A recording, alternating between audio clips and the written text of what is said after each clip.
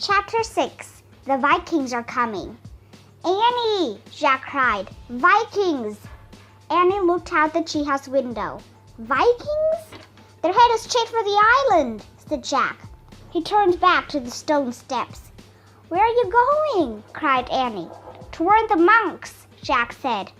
I'll come too, cried Annie. She scrambled out of the treehouse. Hurry, said Jack. Jack didn't even use the rope. He pulled himself up the steep steps with his hands. As Jack and Annie climbed the face of the cliff, clouds began to cover the sun.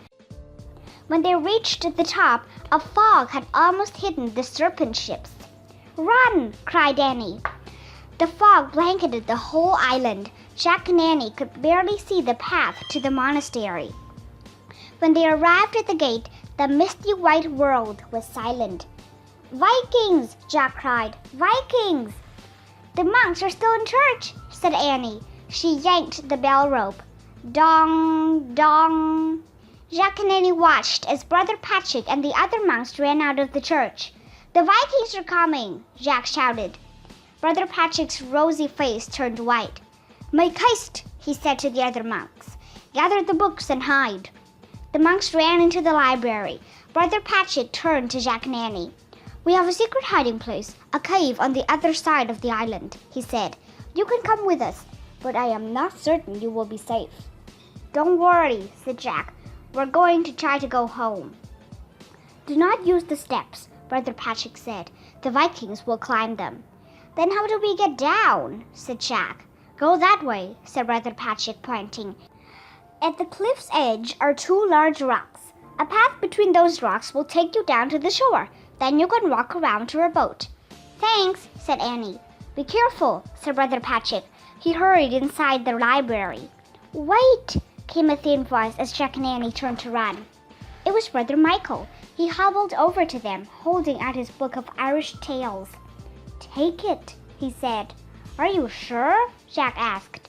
He knew it was Brother Michael's life's work. Please, said Brother Michael. It is better that the world shares some of it than none at all. Just in case. We'll take good care of it, said Jack. He gently placed the jeweled book into his leather bag. Good luck, said Annie. Annie and Jack waved goodbye to the old man. Then they raced to the rocks that Brother Patrick had told them about. Chapter 7. Fog-bound. At the rocks, the seagulls still screeched. Jack could barely see the steep path leading down into the fog. Go slowly, Jack whispered to Annie as they started down. Whoops, said Annie. She slipped and fell forward, bumping into Jack. My foot got caught on my stupid dress. Shh, said Jack. He held on to Annie. They listened as pebbles and rocks rolled down the cliff. Jack took a deep breath. We've got to watch out for Vikings, too, he whispered. They started down the steep path again. They went one step at a time.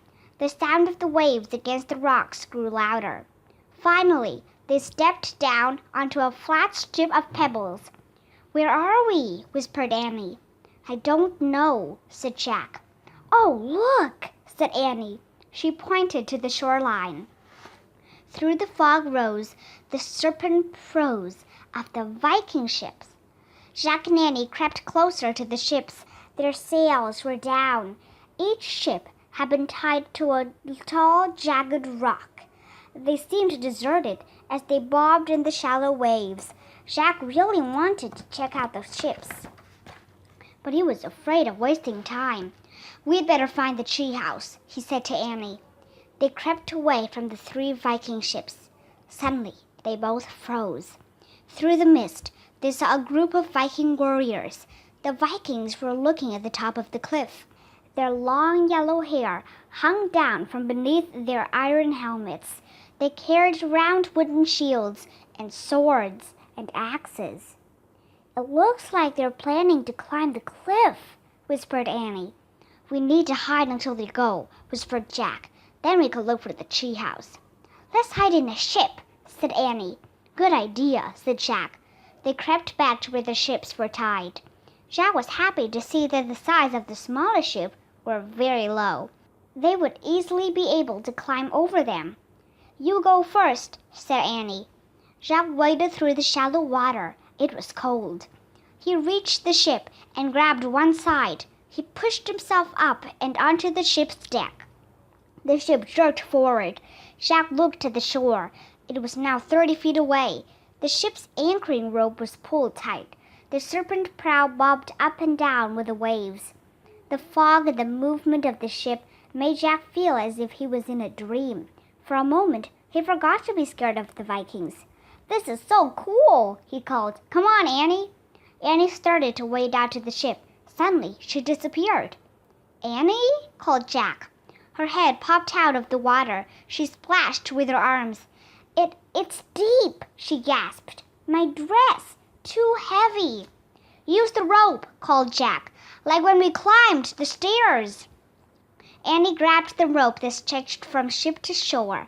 It held her weight as she began inching along it. Hold on tight, cried Jacques. I am, gasped Annie. She kept going, hand over hand along the rope, toward the ship. When Annie got close to the ship, Jacques reached out to help her. As he pulled her in, the side of the ship dipped down. Then the rope went slack, and the Viking ship slid out to sea. Chapter 8. Lost at Sea. Annie fell to the deck of the ship. Jacques pulled the rope out of the water. The end of it was still tied in a loop. What happened? Asked Annie. We're heading out to sea, said Jacques. I guess all the pulling lifted the rope off the rock. Annie sat up and looked at the misty whiteness. I can't see the island, she said. I can't see anything, said Jacques. Annie looked at Jacques. Do you think this is our darkest hour? She asked. I don't know, said Jacques. Maybe the book will help. He pulled out their research book. He found a picture of a Viking ship. He read the caption aloud. Viking warships were the best ships of their times. When there was no wind, the crew would take down the sails and row with oars. The smallest ships had 4 rowers, and the largest had many as 32. Rowers sat on boxes that stored their belongings. Great, said Annie, jumping up. This isn't our darkest hour. Why do you say that? Asked Jacques. There's still hope, said Annie. We can row to the other side of the island and find the tree house. Are you nuts? Said Jacques. Please, Jacques, said Annie. Can we just try? She grabbed one of the oars. She could barely lift it. Forget it, Annie, said Jacques. It takes 4 big Viking guys to row this thing. You're too little. I'm too little. Come on, Jacques. Just try, said Annie. You get an oar, too. We'll sit on boxes across from each other. Oh, brother, said Jacques. Annie dragged her long oar over to a storage box. I'm not doing this alone, she said. Jacques groaned. Then he dragged an oar to the box across from Annie. Cool, said Annie. She peered into a storage box. Look, one for each of us. She lifted out 2 small Viking helmets. Maybe these were made for Viking kids who sometimes ride in this ship, said Annie. Maybe, said Jacques. He hadn't thought of Vikings as real people before, people with families and little kids. Annie pulled off her scarf and put a helmet on her head. Now I feel like a Viking, too, she said. I bet it will help me row. She handed Jacques a helmet. He put it on. It made him feel a little different. I don't know about this, he said. The helmet wasn't as heavy as the one he had worn in the time of the castles, but it was still pretty heavy. Well, I'm braver with mine on, said Annie. Jacques smiled. He didn't know how Annie could be braver than she already was. Ready to row? She asked. Yup, said Jacques. He was feeling braver himself. The wind picked up as Jacques lifted his heavy oar over the side of the ship. He lowered it into the water, but the current was so strong that the oar was ripped from his hands.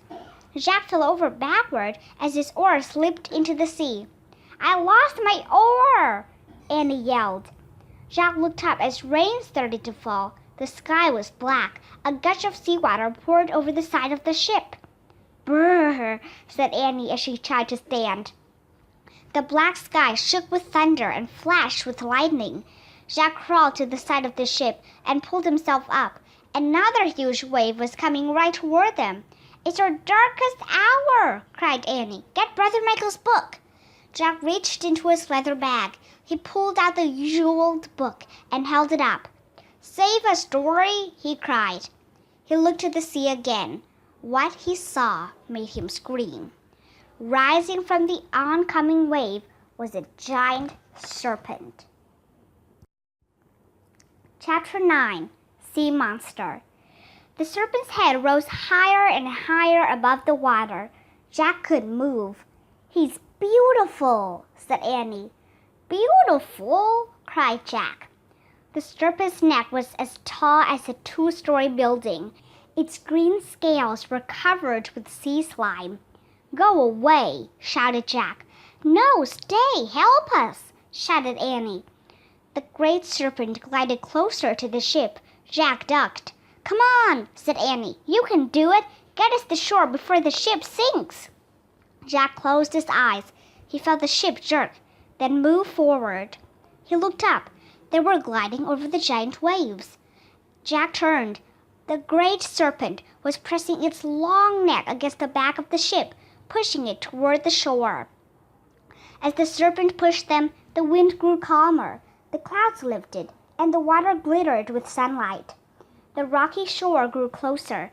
Jack could see the treehouse on the ledge above it. Hurry! Annie called to the serpent monster. The great serpent gave the ship one last push. The ship swooshed onto a sandbar near the shore. Jack put the jeweled book carefully back into his bag. Then he and Annie climbed out the ship onto the wet sand. They looked back at the sea. The great serpent was rearing its long neck into the air. Its scales glittered pink and green in the sunlight. Bye, shouted Annie. Thanks a lot. The monster seemed to nod at her. Then he dove into the sea and was gone. Jack and Annie headed toward the rocks. All of a sudden, Annie gasped. Uh-oh, she said, pointing to the top of the cliff. 2 Vikings were staring down at them. To the treehouse, cried Jack. The Viking shouted and started down the steep stairs. Jack and Annie began scrambling up the rocks. They reached the treehouse and climbed inside. Jack grabbed the Pennsylvania book. Annie stuck her head out the window. Go home! Stop causing trouble! She yelled at the Vikings, who were almost to the ledge. Jack pointed at the picture of the Frog Creek woods. I wish we could go there, Jack shouted. Just as the Vikings reached the ledge, the wind began to blow. The treehouse started to spin. It spun faster and faster. Then everything was still. Absolutely still. Chapter 10. Sunrise. Boy, I'm glad to be back in my jeans, said Annie. Jack opened his eyes. He still felt damp, but he was glad to be wearing his jeans again, too. Welcome home, said Morgan. She was standing in the shadows. Are you all right? Of course, piped Annie. And we brought back the lost book, said Jack. He reached in his backpack and took out the jeweled book of Brother Michael. He handed it to Morgan. The enchantress sighed. She ran her hand over the sparkling cover. A great work of art, she said. Morgan then put the book next to the scroll from Roman times and the bamboo book from ancient China. I'm afraid the story you wanted is not all there, said Jack. Brother Michael didn't get the chance to finish it. Morgan nodded. I know, she said. Sadly, we have only bits and pieces of many wonderful old stories. What's the story about? Asked Annie. It's an ancient Irish tale about a great serpent named Surf, said Morgan. He saved us by pushing our ship over the stormy waves, Annie said. Surf was a huge, ugly monster, said Jack. Morgan smiled. Sometimes monsters can be heroes, she said. What about Vikings? Asked Jack. Oh, most definitely. Vikings could be heroes too, she said. In fact, once the Vikings settled down, they became more than just a warrior people. They actually added a lot to civilization. We found civilization on our ship, said Annie. Yeah, said Jack, in the library of the monastery. Morgan smiled again. Their library was a light in the dark ages, wasn't it? She said. Jack nodded. He thought of Brother Michael and the other monks making their beautiful books by candlelight. "Thank you also for your great courage," Morgan said. "You are both heroes too." Jacques smiled shyly. "Go home now and rest," said Morgan. "Bye," Jack and Annie said together. They started down the treehouse ladder. The sky was turning pink and gold. When they reached the ground, Morgan called out to them, "Come back in 2 weeks. I need you to find one more lost book." "Where is it?" asked Jack. "Ancient Greece," said Morgan, "a place with a high civilization and the first Olympic Games." "Oh, wow," said Annie. Jack was thrilled. He had always wanted to go to ancient Greece. Jack and Annie took off through the woods. The sun was rising when they got to their front porch. Annie opened the door. She stuck her head inside and listened. "Everything's quiet," she whispered. "I think Mom and Dad are still sleeping." She moved quietly inside. Jack turned back to watch the red sun rise through a clear blue sky. He thought about how it was the same sun that had risen in Ireland over 1,000 years ago. "Shine, a light of the sun," Jack whispered, "on this day filled with wonder." Then he slipped inside his quiet house.